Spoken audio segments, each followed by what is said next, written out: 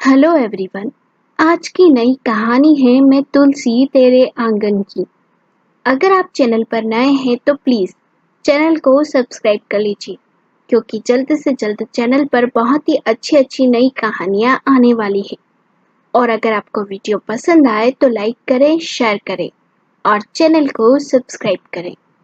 शहर के बाहरी हिस्से में एक छोटा सा मकान था, जिसमें 4 कमरे थे। घर की दीवारों पर हल्का नीला रंग था, जो अब कुछ जगहों पर फीका पड़ चुका था। छत के पंखे की धीमी आवाज, रसोई से आ रही हल्की खटर-पटर के बीच एक कमरे में एक औरत बेड पर लेटी हुई थी। उसकी उम्र लगभग 45 के आसपास होगी। चेहरे पर थकान की लकीरें और आंखों में अनुभव की गहराई थी। वह बार-बार जोर-जोर से खांस रही थी, जैसे ही उसकी सांसें किसी अदृश्य बोझ से दब रही हो। उसकी खांसी की आवाज सुनते ही रसोई में काम कर रही लड़की घबरा गई। उसने झटपट पानी का गिलास उठाया और भागते हुए कमरे में पहुंची। वह करीब 20 साल की होगी। आंखों में चिंता और चेहरे पर घबराहट साफ झलक रही थी।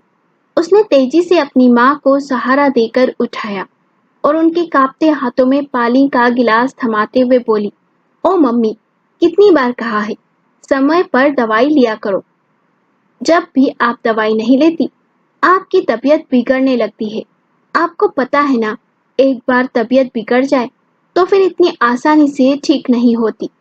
औरत ने अपनी बेटी तुलसी की तरफ देखा, हल्की मुस्कान के साथ बोली, अरे बिटिया, खाई थी दवाई। तू क्यों मेरी इतनी चिंता करती है? मेरी तबीयत को कुछ नहीं हुआ है, मैं एकदम ठीक हूँ। कहते कहते वह फिर जोर से खांसने लगी। उसकी इस हालत को देखकर तुलसी की आंखों में बेचैनी साफ दिखाई देने लगी। वह कुछ कहने ही वाली थी कि तभी एक 14-15 साल की लड़की कमरे में आई। वह अपनी स्कूल की किताबें बेड के पास रखे छोटे टेबल पर रखती हुई बोली, दीदी, दवाई कहाँ से खाएगी मम्मी? घर में तो दवाई खत्म हुए कितने दिन हो गए और मम्मी ने तुम्हें बताया भी नहीं। तुलसी ने हैरानी से अपनी छोटी बहन को देखा। उसकी बात सुनकर उसके चेहरे का रंग बदल गया। वह समझ गई कि उसकी माँ ने जानबूझकर उसे दवाई के बारे में नहीं बताया, ताकि वो चिंता ना करे। उसकी माँ हमेशा खुद को मजबूत दिखाने की कोशिश करती थी, लेकिन तुलसी जानती थी कि उनकी हालत ठीक नहीं है। उसने माँ का हाथ थामा और धीमे स्वर में कहा, मम्मी, आपने मुझे बताया नहीं कि दवाई खत्म हो गई। आपको पता है ना, बिना दवाई के आपकी तबीयत और बिगड़ सकती है। आपको मेरी चिंता नहीं है, पर कम से कम अपनी सेहत का तो ख्याल रखिए। माँ ने हल्की आवाज में जवाब दिया, बिटिया, तू पहले ही कितना कुछ करती है, घर संभालती है, जॉब करती है। मैं तुझ पर और बोझ नहीं डालना चाहती थी। तुलसी की आंखों में आंसू आ गए, लेकिन उसने खुद को संभाला। उसने दृढ़ आवाज में कहा, मम्मी, मैं आपकी बेटी हूँ, कोई बोझ नहीं। अब आप बस चुपचाप आराम कीजिए, मैं अभी जाकर दवाई लेकर आती हूँ। उसने अपनी छोटी बहन की ओर देखा और कहा, तू मम्मी के पास बैठ, मैं तुरंत आती हूँ। इतना कहकर तुलसी जल्दी से अपना दुपट्टा उठाने लगी। उसकी माँ उसे रोकना चाहती थी, लेकिन उनकी खांसी ने उन्हें कुछ बोलने नहीं दिया। तुलसी जैसे ही अपनी माँ के कमरे से बाहर निकली, उसकी छोटी बहन माला भी उसके पीछे पीछे आ गई। तुलसी की तेज चाल देखकर माला ने झटपट उसका हाथ पकड़ लिया और बोली, दीदी, एक मिनट रुको।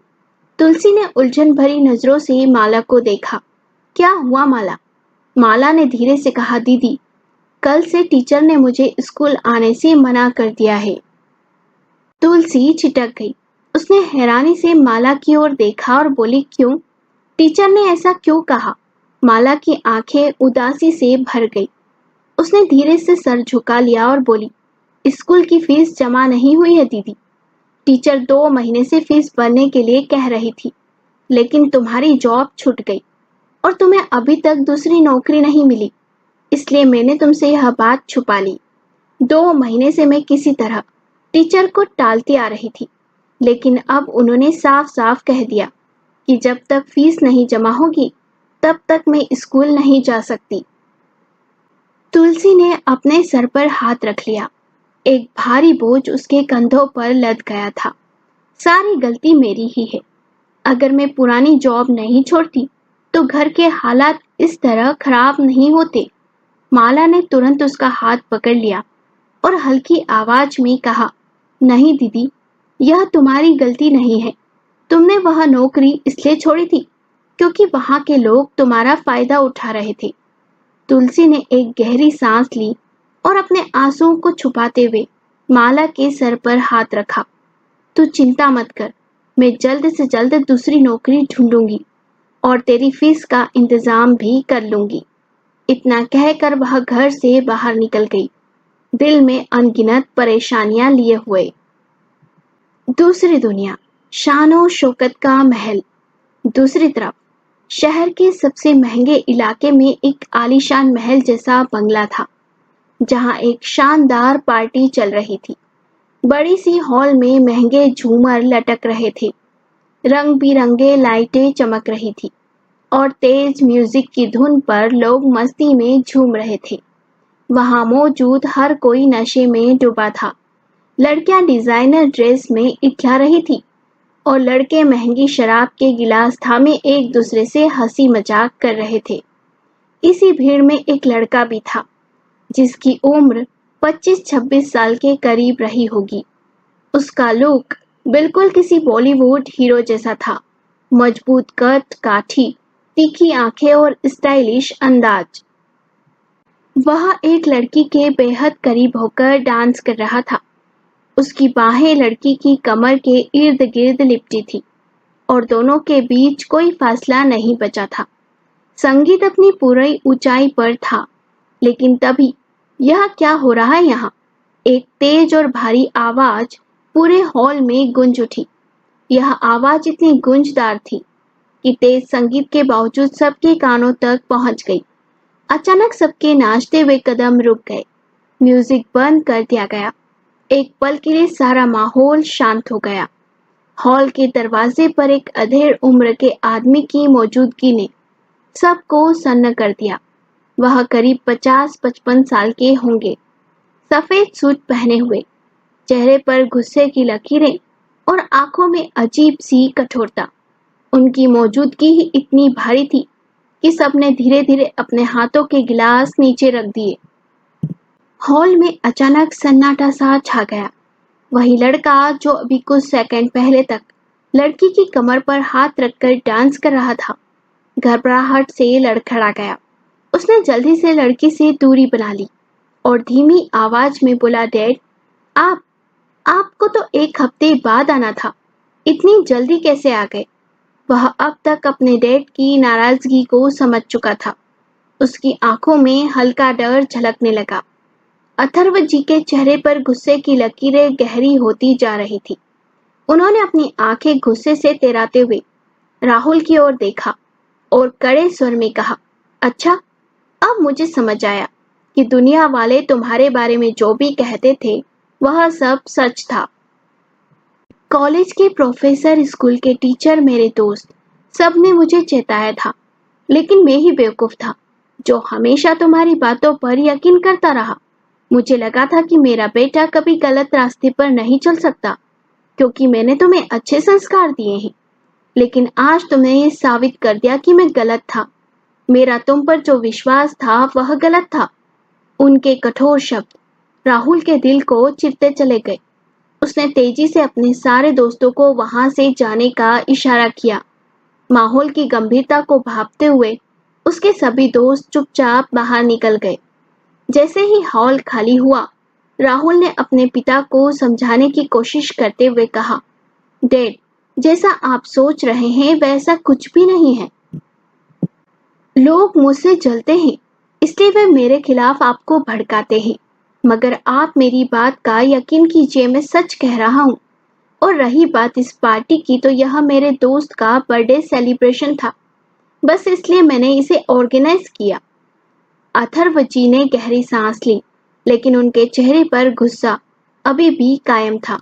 उन्होंने आंखें फेर ली और गुस्से से बोले, बस, बहुत हो गया राहुल। अब मैं तुम्हारी बातों में नहीं आने वाला। आज मैंने अपनी आंखों से तुम्हारा सच देख लिया है और अब मैंने फैसला कर लिया है। कल से तुम मेरे ऑफिस जाओगे और वहां काम सीखोगे। और याद रखना, अगर तुमने ऑफिस जाने से इनकार किया तो मैं तुमसे अपने सारे रिश्ते नाते तोड़ लूंगा। राहुल ने जब अपने पिता की यह बात सुनी तो उसकी आंखें आश्चर्य से बड़ी हो गई। उसने अविश्वास भरी नजरों से अपने पिता को देखा, लेकिन अथर्वजी अब और कुछ सुनना नहीं चाहते थे। वे अपनी बात पूरी करके सीधे अपने कमरे की ओर बढ़ गए। राहुल वहीं हॉल में खड़ा रह गया। उसके कदम अनजाने में आगे पीछे चलने लगे। उसके मन में उथल-पुथल मची हुई थी। क्या वह सच में अपने पिता की उम्मीदों पर खरा नहीं उतर पाया? क्या उसकी आजादी अब छिनने वाली थी? क्या उसे अब हर दिन ऑफिस की चार दीवारी में कैद रहना होगा? उसका मन बेचैन था और वह बार-बार सोच रहा था कि अब आगे क्या होगा। पहली मुलाकात सुबह का समय था। हल्की धूप शहर की सड़कों पर बिखरी हुई थी। राहुल आज जल्दी उठ गया था क्योंकि उसे एक बेहद जरूरी मीटिंग के लिए जाना था। उसके पिता अथर्व जी ने उसे इस मीटिंग की पूरी जिम्मेदारी दी थी। राहुल अपने पिता को निराश नहीं करना चाहता था, इसलिए वह वक्त पर तैयार हो गया।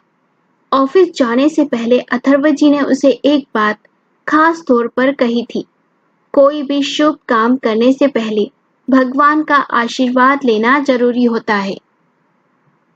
राहुल ने भी पहली बार अपने पिता की बात को गंभीरता से लिया और तय किया कि वह मंदिर होते हुए ही ऑफिस जाएगा। मगर वह तेज गति से कार चला रहा था क्योंकि उसे लग रहा था कि अगर वह जरा भी लेट हुआ तो उसके पिता का गुस्सा फिर से उसे झेलना पड़ेगा। दूसरी तरफ तुलसी भी आज सुबह जल्दी उठ गई थी। आज उसका बहुत जरूरी जॉब इंटरव्यू था जिस पर उसकी और माला की जिंदगी निर्भर कर रही थी। घर की आर्थिक स्थिति पहले ही खराब थी। माँ की दवाइयाँ खत्म हो चुकी थी और माला की स्कूल फीस भी देनी थी। भगवान, आज का दिन मेरे लिए अच्छा बना देना, यह कहते हुए तुलसी मंदिर पहुंच गई। वहां उसने पूरे श्रद्धा भाव से पूजा की और भगवान का आशीर्वाद लेकर मंदिर की सीढ़ियों से नीचे उतरने लगी। तुलसी अभी कुछ ही कदम चली थी कि अचानक उसकी नजर सामने के रास्ते पर पड़ी। एक काले रंग की बड़ी सी कार तेज रफ्तार में मंदिर की तरफ आ रही थी। उसी समय एक छोटा बच्चा, जिसकी उम्र 7-8 साल रही होगी, सड़क पर आ गया। अरे बच्चे, रुक जाओ! तुलसी ने चिल्लाकर बच्चे को रोकने की कोशिश की, लेकिन तब तक बहुत देर हो चुकी थी। धड़ाम! कार बच्चे से टकरा गई। बच्चा जमीन पर गिर पड़ा। उसके माथे से खून बहने लगा। पैर में भी चोट आ गई और दोनों हाथों पर खरोंचे आ गई। तुलसी की आंखें दर्द और गुस्से से भर गई। वह भागते हुए बच्चे के पास पहुंची और उसे सहारा दिया। वहां आसपास के लोग भी इकट्ठा हो गए थे। सब बच्चे की हालत देखकर परेशान थे। राहुल को इस भीड़ भाड़ से चिढ़ होने लगी थी। उसे पहले ही ऑफिस के लिए देर हो रही थी, ऊपर से ये अनचाही परेशानी। एक तो वैसे ही लेट हो रहा हूँ, ऊपर से यह तमाशा, वह बड़बड़ाया। राहुल गाड़ी से बाहर निकला। उसने बच्चे की तरफ एक नजर डाली और फिर अपनी जेब से कुछ नोट निकालकर बच्चे के ऊपर फेंक दिए। देख कर नहीं चल सकते थे? अगर तुम्हें मरने का इतना ही शौक था तो मेरी गाड़ी के सामने क्यों आए? या फिर यह सब जानबूझकर किया गया है ताकि मुझसे पैसे हट सको? उसका लहजा बेहद ही अहंकारी और बेरुखी से भरा था। उसने आंखें घुमाई और फिर गुस्से में कहा, अगर पैसे चाहिए थे तो लो ये पैसे और अब हटो मेरे रास्ते से। तुलसी का गुस्सा। राहुल की यह बात सुनकर तुलसी का खून खोल उठा। वह जो पहले से ही बच्चे की हालत देखकर परेशान थी, अब राहुल की इस बेतुकी और अमानवीय हरकत से और भड़क गई। उसने बिना एक पल सोचे गुस्से में खड़ी हुई और राहुल के गाल पर एक जोरदार थप्पड़ जड़ दिया। थप्पड़ की गूंज दूर तक गई। राहुल चौंक गया। उसे अपने गाल पर जलन महसूस हुई। सारा माहौल एकदम शांत हो गया। भीड़ राहुल को देख रही थी। किसी ने नहीं सोचा था कि कोई लड़की एक अमीर रईस लड़के को इस तरह सरेआम थप्पड़ मार सकती है। राहुल की आंखों में गुस्से की लपटें उठने लगी।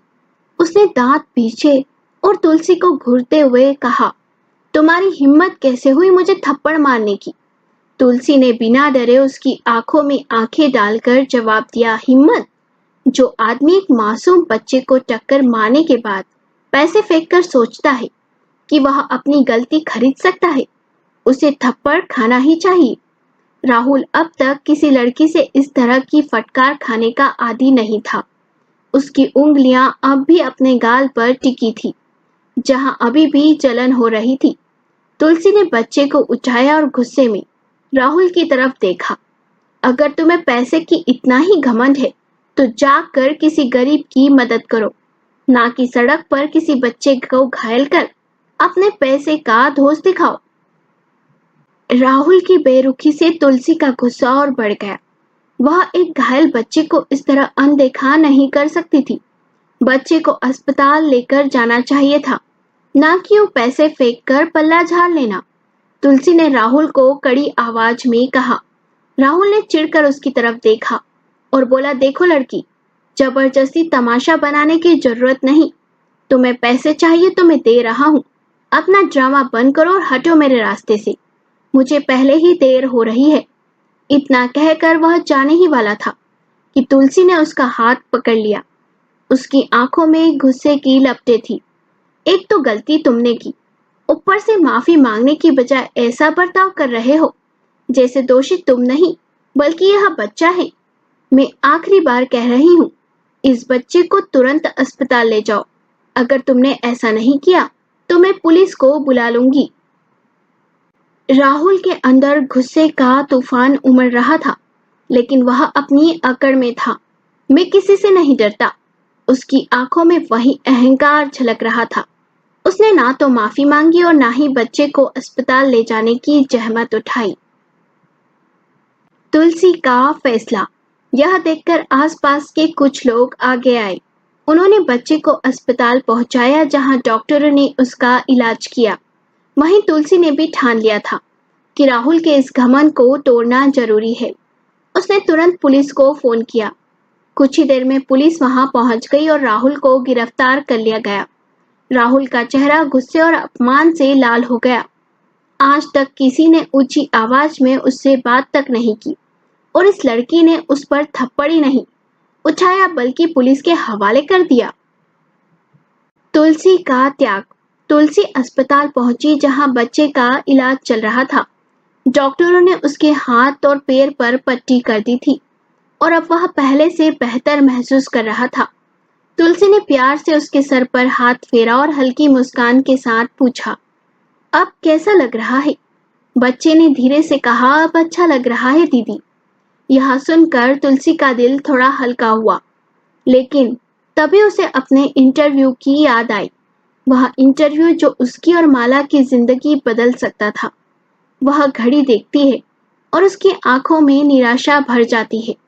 इंटरव्यू का समय बीत चुका था। वह अब अपने भविष्य को लेकर चिंता में डूब गई।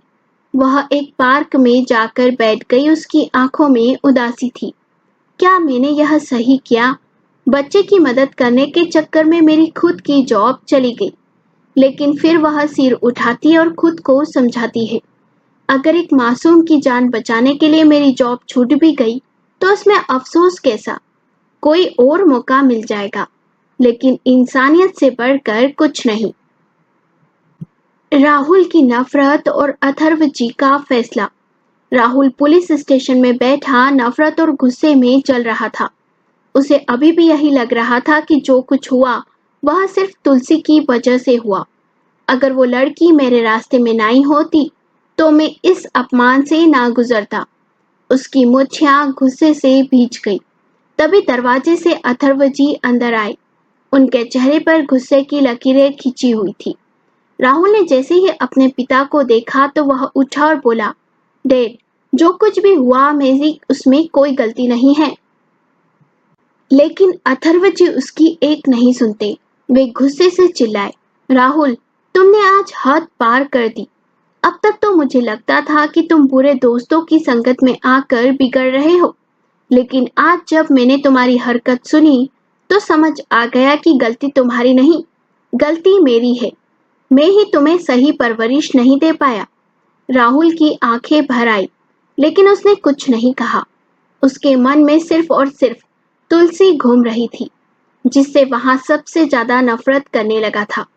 उसे ऐसा लग रहा था कि अगर वह लड़की उसके रास्ते में नहीं आई होती तो यह सब कुछ नहीं होता।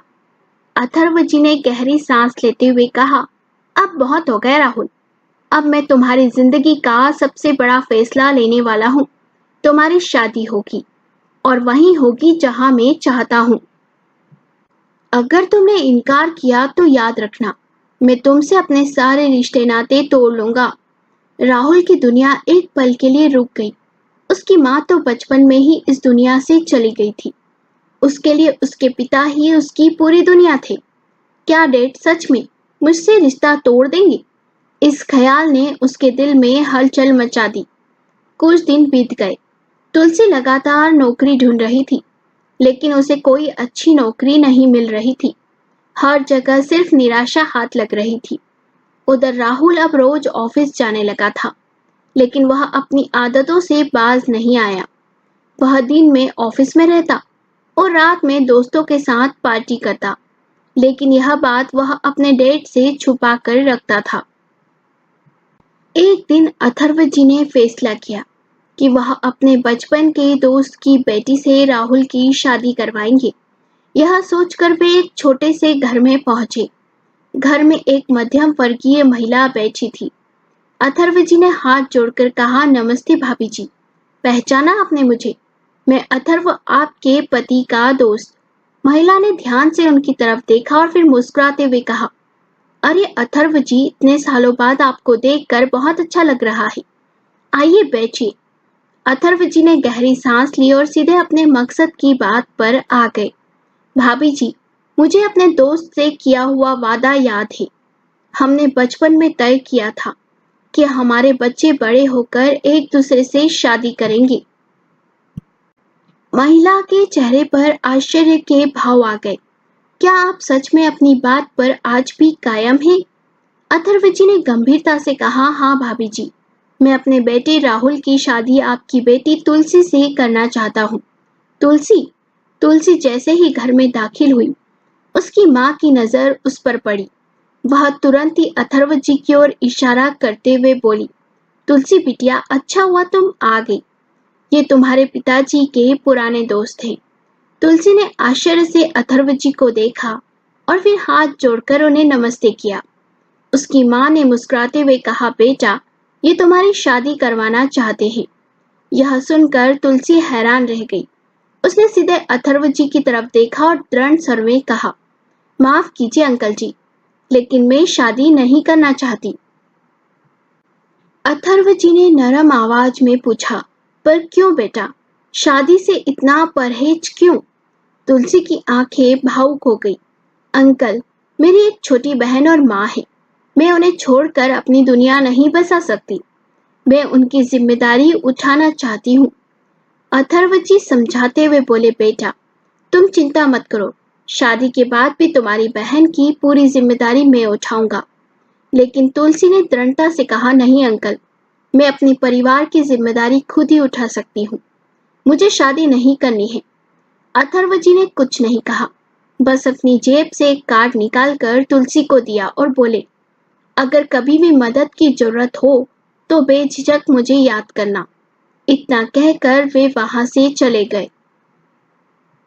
तकदीर का खेल। समय बीतता गया। 2 महीने बाद अचानक तुलसी की माँ की तबीयत बहुत खराब हो गई। तुलसी उन्हें तुरंत अस्पताल ले गई। डॉक्टर ने गंभीर आवाज में बताया, ऑपरेशन जरूरी है। इसके लिए 5 से 7 लाख रुपए लगेंगे। इतनी बड़ी रकम सुनकर तुलसी के पैरों तले जमीन खिसक गई। वह सोचने लगी, इतने पैसे कहाँ से लाऊं? जब कोई रास्ता नहीं सूझा तो उसे अथर्व जी की याद आई। आखिरकार मजबूरी में उसने उन्हें फोन किया और अपनी स्थिति बता दी। अथर्व जी ने उसकी पूरी बात सुनी और फिर गंभीर लहजे में बोले, मैं तुम्हारी माँ का इलाज करवा दूंगा, तुम्हारे परिवार की सारी जिम्मेदारी उठा लूंगा, लेकिन एक शर्त है, तुम्हें मेरे बेटे राहुल से शादी करनी होगी। तुलसी के लिए यह फैसला आसान नहीं था, लेकिन अपनी माँ की जान बचाने के लिए उसे यह शर्त माननी पड़ी। 1 हफ्ते बाद उसकी माँ स्वस्थ हो गई। इसके तुरंत बाद अथर्व जी ने राहुल और तुलसी की शादी करवा दी। शादी के समय तुलसी का चेहरा घूंघट से ढका था और राहुल के सर पर सेहरा था। दोनों एक दूसरे को नहीं देख पाए। बिना किसी इच्छा के यह शादी पूरी हो गई। शादी की रात तुलसी बड़े कमरे में बैठी थी। उसका दिल तेजी से धड़क रहा था। वह अपने पति के आने का इंतजार कर रही थी। अचानक दरवाजा जोर से खुला। राहुल गुस्से में कमरे में दाखिल हुआ। उसके चेहरे पर नफरत और गुस्सा साफ झलक रहा था। वह तुलसी के सामने आकर रुक गया और कड़वे स्वर में बोला, देखो, मैं इस शादी से खुश नहीं हूँ और ना ही तुम्हें अपनी पत्नी मानता हूँ। तुलसी ने धीरे से अपना घूंघट हटाया और दोनों की आंखें मिली। दोनों एक साथ बोले, तुम? ये बोलते ही तुलसी की नजर राहुल पर गई, जो दूल्हे के कपड़े में था, जिसे देख वो समझ गई कि उसकी शादी राहुल से हुई है। तो राहुल की आंखें गुस्से से लाल हो गई जब उसने देखा कि जिस लड़की की वजह से वह जेल गया, वही अब उसकी पत्नी बन चुकी है। पहले तो राहुल को ये देख हैरान हुआ, पर अब उसके चेहरे पर एक शैतानी मुस्कान आ गई। वो गुस्से से तुलसी की तरफ बढ़ा और जोर से एक थप्पड़ तुलसी के गाल पर जड़ दिया। तुलसी को इसकी उम्मीद नहीं थी। अगले ही पल वो बेड पर गिरी। उसकी आंखों में आंसू थे और उसका एक हाथ गाल पर था। वो आंसू भरी नजरों से राहुल को देखने लगी, तो राहुल होठों पर शैतानी मुस्कान लिए बेड पर चढ़ गया और तुलसी के ऊपर उसके गाल पर अपने एक उंगली को फेरते हुए बोला, ये थप्पड़ उस दिन के लिए जो तुमने मुझे मारा था। ये तो बस शुरुआत है।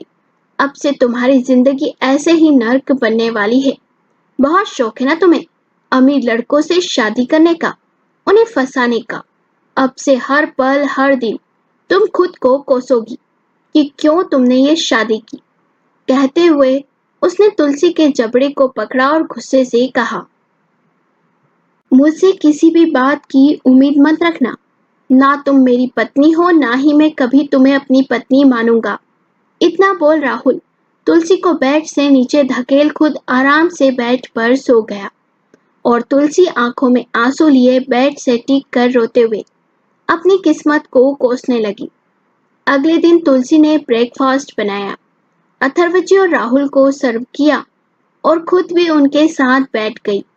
सुबह के नाश्ते के दौरान अथर्व जी ने राहुल को घूरती हुई नजरों से देख कहा, राहुल, आज से तुम्हारी आवारागर्दी बंद, देर रात तक बाहर रहना बंद और अब तुम्हें समय पर ऑफिस जाना होगा और समय पर घर लौटना होगा। तुम्हारे वो बिगड़े हुए दोस्त, उनसे भी दूर रहोगे तुम। अगर तुमने मेरी बात नहीं मानी तो याद रखना, मैं तुम्हें इस घर से बाहर निकाल दूंगा।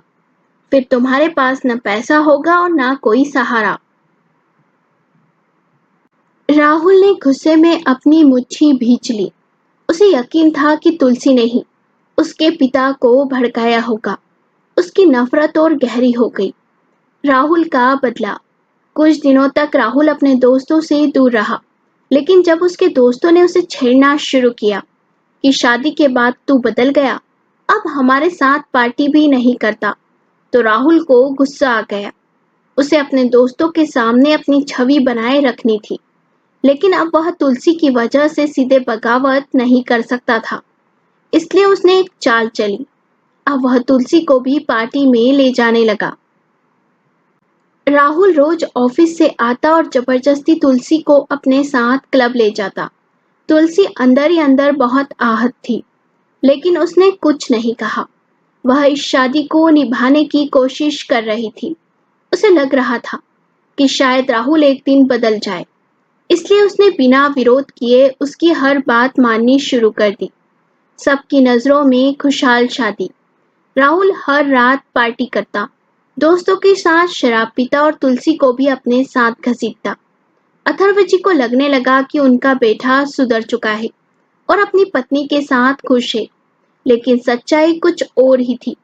तुलसी एक कठपुतली बनकर बस राहुल के साथ चल रही थी।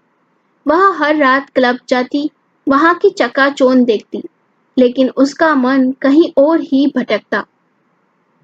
राहुल का मकसद केवल अपने पिता को दिखाना था कि वह तुलसी को कंट्रोल कर सकता है और अपनी जिंदगी अपने हिसाब से जी सकता है। लेकिन क्या यह दिखावा हमेशा चलेगा? 3 महीने बीत चुके थे। राहुल ने एक बार भी अपने व्यवहार को सुधारने की कोशिश नहीं की। घर में वह अपने पिता के सामने एक आदर्श पति और बेटा होने का दिखावा करता, लेकिन बाहर जाते ही उसकी असली सच्चाई सामने आ जाती। वह तुलसी को क्लब ले जाता, वहां उसे अकेला छोड़कर दोस्तों के साथ शराब पार्टी मौज मस्ती करता।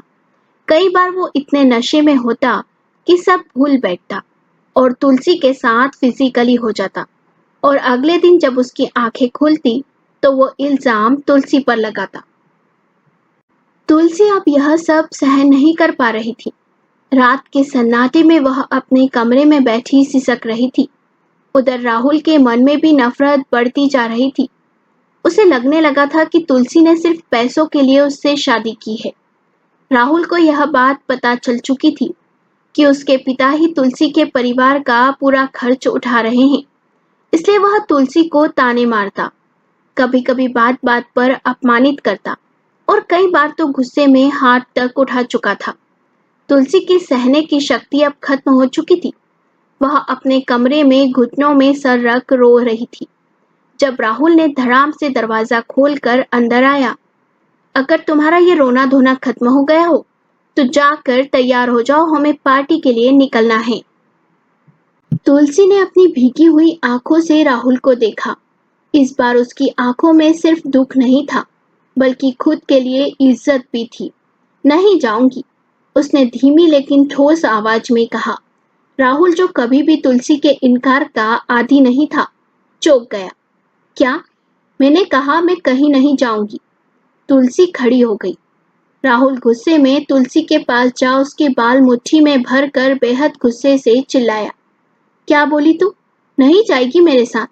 तेरी इतनी हिम्मत? कहते हुए ही उसने तुलसी पर हाथ उठाना चाहा, पर तुलसी ने उसका हाथ हवा में ही रोक दिया और गुस्से से राहुल से बोली, बस, बहुत हुआ तुम्हारा जुल्म, अब और नहीं। अब मैं तुम्हारे किसी जुल्म को नहीं सहने वाली, ना ही तुम्हारी बात मानने वाली हूँ। और हाँ, अब तुम मुझ पर हाथ उठाने की हिम्मत भी मत करना, क्योंकि मैं तुम्हारी जाति नहीं सहने वाली। थक चुकी हूं मैं, अब और सहने की हिम्मत नहीं है मुझ में। उस दिन जो भी हुआ वो बस एक हादसा था राहुल, मगर तुम उस एक बात के लिए मुझसे इतनी नफरत कर बैठे कि तुम्हें कुछ और दिखाई ही नहीं देता। तंग आ चुकी हूं मैं तुम्हारे साथ उस पार्टी में जाते हुए, तुम्हारे दोस्तों की गंदी नजर खुद पर पड़ते हुए। अब मैं और ये सब नहीं सह सकती हूँ। तुम्हें मुझसे आजादी चाहिए थी ना? अब मुझे तुमसे तलाक चाहिए। तुलसी के मुंह से तलाक शब्द सुनते ही राहुल के होठों पर एक कुटिल मुस्कान आ गई। अच्छा, अब तुम्हें तलाक चाहिए? उसने तंज कसते हुए कहा। वैसे भी तुमने यह शादी पैसों के लिए की थी। अब जब तुम्हें लगने लगा कि इससे कुछ मिलने वाला नहीं, तो भागने की सोच रही हो। तुलसी ने गहरी सांस ली। इस बार उसकी आंखों में आंसू नहीं बल्कि आत्मसम्मान की चमक थी। तुमसे शादी मेरी सबसे बड़ी गलती थी राहुल, और उसे सुधारने का एक ही तरीका है, तुमसे अलग होना। अथर्व जी का दिल टूट गया। राहुल और तुलसी के बहस के बीच अथर्व जी, जो बाहर से गुजर रहे थे, रुक गए। दरवाजे की ओर से उन्होंने देखा, राहुल ने तुलसी के बालों को बेरहमी से पकड़ रखा था और उस पर हाथ उठाने की कोशिश कर रहा था। यह दृश्य उनके दिल को चिर गया। उन्होंने दरवाजा धक्का देकर खोला और अंदर आ गए। राहुल अपने पिता को अचानक कमरे में देख हड़बड़ा गया, पर अथर्व जी ने उसकी तरफ देखा तक नहीं। वे सीधे तुलसी के सामने आए और अपने दोनों हाथ जोड़ दिए। मुझे माफ कर दो बेटी, मेरे कारण तुम्हारी जिंदगी बर्बाद हो गई। तुलसी यह देखकर हिल गई। उसने तुरंत अथर्व जी के हाथ पकड़ लिए और रोते हुए बोली, नहीं पापा, मुझसे माफी मत मांगिए। इसमें आपकी कोई गलती नहीं है। मैंने अपनी पूरी कोशिश की यह रिश्ता निभा सकूं, लेकिन अब मुझसे और नहीं होगा। अब मैं इस रिश्ते को नहीं ढो सकती पापा। मुझे राहुल से तलाक चाहिए। तुलसी ने अपने कपड़े समेटने और अपने फैसले पर मोहर लगा दी। अथर्व जी की आंखों में आंसू छलक आए। उन्होंने अपना नम आंखों से राहुल की ओर देखा और गहरी उदासी से बोले, मैं भूल गया था कि जो इंसान अपनी आंखों पर पट्टी बांध ले वह कभी सच्चाई नहीं देख सकता। मेरे कारण एक मासूम लड़की की जिंदगी बर्बाद हो गई। यह कहते हुए उन्होंने अपने सीने पर हाथ रखा। अचानक उनके चेहरे पर तकलीफ के भाव उभर आए और उनकी सांसें तेज होने लगी। अथर्व जी को पड़ा हार्ट अटैक। अथर्व जी का शरीर लड़खड़ाने लगा। वे गिरने ही वाले थे कि राहुल ने दौड़कर उन्हें पकड़ लिया और घबरा कर चिल्लाया, डैड। तुलसी भी आवाज सुनकर दौड़ी आई। उनके चेहरे पर भय स्पष्ट झलक रहा था। कुछ ही देर में अथर्व जी को अस्पताल ले जाया गया। ऑपरेशन थिएटर के बाहर तुलसी आंखों में आंसू लिए बेचैनी से टहल रही थी। राहुल की आंखों में भी नमी थी, लेकिन इस कठिन घड़ी में भी वह अपनी गलती मानने की बजाय तुलसी को ही दोषी ठहरा रहा था। अगर तुम्हारी वजह से डैड को कुछ हुआ तो मैं तुम्हें कभी माफ नहीं करूंगा, राहुल ने गुस्से से कहा। तुलसी उसकी बात सुनकर स्तब्ध रह गई, लेकिन कुछ नहीं बोली। 4 घंटे के इंतजार के बाद ऑपरेशन रूम का दरवाजा खुला। डॉक्टर बाहर आए और कहा, घबराने की जरूरत नहीं, मरीज अब खतरे से बाहर है, लेकिन अभी उनकी हालत स्थिर नहीं है। उन्हें किसी भी प्रकार का मानसिक तनाव नहीं मिलना चाहिए, वरना उन्हें दोबारा हार्ट अटैक आ सकता है और इस बार मामला गंभीर हो सकता है। डॉक्टर की बात सुनकर राहुल का चेहरा सफेद पड़ गया। तुलसी ने डॉक्टर से पूछा, क्या मैं पापा से मिल सकती हूँ? डॉक्टर ने सर हिलाकर इजाजत दे दी, लेकिन तभी राहुल ने उसका हाथ पकड़कर रोक लिया। तुम उनसे नहीं मिलोगी। जो कुछ भी हुआ उसकी जिम्मेदार तुम हो। तुलसी की आंखें नम हो गई, लेकिन उसने कोई विरोध नहीं किया। तभी एक नर्स बाहर आई और बोली, मरीज ने अपनी बेटी तुलसी को बुलाया है। राहुल यह सुनकर अवाक रह गया। डैड ने उसे नहीं बल्कि तुलसी को बुलाया था। जब तुलसी अंदर पहुंची तो उसने देखा कि अथर्व जी पलंग पर लेटे हुए थे, कमजोर लेकिन मुस्कुराने की कोशिश कर रहे थे। तुलसी की आंखों से आंसू छलक पड़े। वह उनके पास बैठ गई और धीरे से उनका हाथ पकड़कर बोली, आप जल्दी ठीक हो जाएंगे पापा। अगले 7 दिनों तक तुलसी ने अथर्व जी की पूरी लगन से सेवा की। वह समय पर दवाइयाँ देती, उनके खाने पीने का ध्यान रखती, हर छोटी बड़ी चीज पर नजर रखती। राहुल यह सब देख रहा था। पहली बार उसने महसूस किया कि जिस लड़की को वह लालची स्वार्थी समझता था, वह निस्वार्थ भाव से उसके पिता की सेवा कर रही थी। क्या मैं ही गलत था? यह सवाल अब उसके दिल को कचोटने लगा। जब अथर्व जी अस्पताल से घर आए, तब भी उन्होंने राहुल से एक शब्द नहीं कहा। यह बात राहुल को भीतर तक तोड़ रही थी। तुलसी भी अब राहुल से बात नहीं करती। उसी रात राहुल अपने कमरे में बैठकर नशे में डूब गया। उसने कई पैक पी लिए और फिर बुदबुदाने लगा, डैड मुझसे बात क्यों नहीं कर रहे? उन्होंने तुलसी को बेटी मान लिया और मुझे। उसकी आंखों से आंसू छलक पड़े। मैंने क्या कर दिया? नशे में चूर होकर वह फर्श पर बैठ गया और जोर जोर से रोने लगा। तुलसी कांच के टूटने की आवाज सुनकर चौकन्नी हो गई। वह जल्दी से अथर्व जी के कमरे से बाहर निकली और अपने कमरे की ओर बढ़ी। जब उसने दरवाजा खोला तो शराब की खाली बोतलें जमीन पर बिखरी पड़ी हुई थी। राहुल लड़खड़ाते हुए उठा और उसकी ओर बढ़ने लगा। उसकी आंखों में नशे की धुंध थी, लेकिन दर्द भी साफ झलक रहा था। तुलसी चिंतित हो गई। वह उसके पास जाकर बोली, राहुल, तुमने इतनी शराब क्यों पी है? यह तुम्हारी सेहत के लिए ठीक नहीं। राहुल अचानक तुलसी का हाथ पकड़कर उसे अपनी ओर खींचता है। उसकी आंखों में आंसू थे, लेकिन साथ ही गुस्सा भी था। सब तुम्हारी वजह से हुआ है। मेरे डैड मुझसे बात नहीं कर रहे। उन्होंने मुझे अजनबी बना दिया और तुम्हें बेटी मान लिया। मैं तुम्हें कभी माफ नहीं करूंगा। राहुल, तुम होश में नहीं हो। तुलसी ने उसे पीछे हटाने की कोशिश की, लेकिन राहुल ने गुस्से में उसके दोनों कंधे पकड़ लिए। तुलसी ने घबरा कर कहा, राहुल प्लीज, तुम खुद को और इस रिश्ते को और मत गिराओ। तुम पहले ही इतने दिनों से मेरे साथ नशे में जबरदस्ती करते आ रहे हो, अब और नहीं। राहुल एक पल के लिए ठहर गया। उसकी सांसें तेज थी। वह तुलसी की आंखों में देख रहा था जहां डर और दुख दोनों थे। अचानक जैसे ही उसे एहसास हुआ कि वह क्या करने जा रहा है, उसने तुलसी को झटके से छोड़ दिया। वह लड़खड़ाते हुए पीछे हटा और अपने बालों को पकड़कर जमीन पर बैठ गया। मैं यह क्या करने जा रहा था? राहुल बुदबुदाया। तुलसी की आंखों में आंसू थे, लेकिन उसने खुद को संभाला। यही वजह है कि मैं इस रिश्ते को और नहीं निभा सकती राहुल। जब तक तुम खुद को नहीं बदलोगे, तब तक मैं तुम्हारे साथ रहना मेरे लिए संभव नहीं। वह दरवाजे की ओर बढ़ी, लेकिन राहुल ने उसकी तरफ देखा और पहली बार उसकी आंखों में अहंकार की बजाय पछतावा था। कुछ दिन बाद अथर्वजी अब पूरी तरह ठीक हो चुके थे। राहुल भी अब बदल चुका था। उसने शराब और अपने उन दोस्तों को छोड़ दिया था जिनकी नीयत सही नहीं थी। अब वह तुलसी का सम्मान करने लगा था। उसकी हर जरूरत का ध्यान रखने लगा था। तुलसी भी राहुल के इस बदलाव को नोटिस कर रही थी। सुबह का नाश्ता चल रहा था।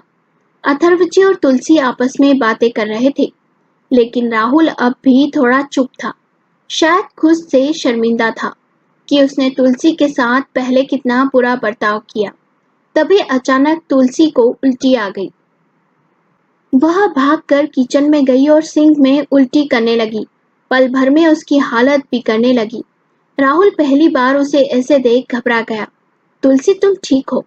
उसने घबराकर पूछा और तुरंत डॉक्टर को बुलाया गया। डॉक्टर ने चेकअप के बाद मुस्कुराते हुए कहा, बधाई हो, तुलसी माँ बनने वाली है। बच्चा 1 महीने का हो चुका है। अथर्वजी ने यह सुनकर खुशी से भर गए, लेकिन राहुल को यकीन नहीं हुआ कि वह पिता बनने वाला है। उसने धीरे से तुलसी की तरफ देखा, जो खुद भी इस खबर से हैरान थी। मैं पापा बनने वाला हूँ, राहुल ने कांपती आवाज में पूछा। तुलसी ने धीरे से उसकी आंखों में देखा और सर हिलाया। राहुल के अंदर अजीब सा एहसास उमड़ा। उसे अब तक सिर्फ ग्लानि महसूस हो रही थी, लेकिन अब पहली बार उसने खुशी महसूस की। वह सच में बदलना चाहता था, अपनी गलती सुधारना चाहता था। उसने धीरे से तुलसी का हाथ थाम लिया। तुलसी, क्या तुम मुझे एक मौका दोगी? तुलसी ने कुछ नहीं कहा, बस अथर्वजी की तरफ देखा। वे हल्की मुस्कान लिए राहुल को देख रहे थे। क्या तुलसी राहुल को माफ कर देगी? क्या यह नया जीवन उसकी जिंदगी को एक नई शुरुआत देगा? तुलसी की आंखें नम थी। राहुल की आंखों में तुलसी को आज पछतावा साफ साफ दिख रहा था। अथर्वजी ने कहा, सुबह का भूला शाम को घर लौटना चाहे तो उसे भूला नहीं कहते। एक मौका राहुल को देकर देखो बेटी। तुलसी को भी लग रहा था एक मौका तो राहुल को देना चाहिए। उसने राहुल को माफ कर दिया। राहुल ने तुलसी का जीवन खुशियों से भर दिया था। उस पर बहुत प्यार लुटाया। प्रेगनेंसी में उसका बहुत ख्याल रखा। एक पति का सारा फर्ज बखूबी निभाया। अथर्वजी भी बेटे बहू को इस तरह देख बहुत खुश थे। राहुल ने अपने पिता से बिजनेस को अच्छे से संभालना सीख लिया था। 8 महीने बाद आज राहुल अपनी एक नई फैक्ट्री खोलने जा रहा था। सभी के चेहरे पर खुशी साफ झलक रही थी। तुलसी अपनी गोद में एक छोटी सी बेटी थी, जिसका आज नामकरण था। पंडित जी ने पूजा संपन्न की और बेटी का नाम रखने के लिए राहुल और तुलसी से कहा। राहुल और तुलसी ने अपनी बेटी को अथर्व जी की गोद में दिया और कहा, इसका नाम पापा आप रखें। अथर्व जी ने मुस्कुराते हुए कहा, इसके आने से हम सभी का जीवन बदल गया। ये घर खुशियों से भर गया, इसलिए इसका नाम होगा खुशी। इस पल को कैमरामैन ने अपने कैमरे में कैद कर लिया और इसी के साथ होती है हमारी कहानी मैं तुलसी तेरे आंगन की हैप्पी एंडिंग। तो अब बताइए, आपको कहानी कैसी लगी? हमें कमेंट करके जरूर बताएं। कहानी पसंद आई हो तो लाइक करें, शेयर करें और हाँ, चैनल को सब्सक्राइब करना ना भूलें। ज़्यादा से ज़्यादा कहानियाँ देखना चाहते हैं तो चैनल को जल्द से जल्द सब्सक्राइब करें।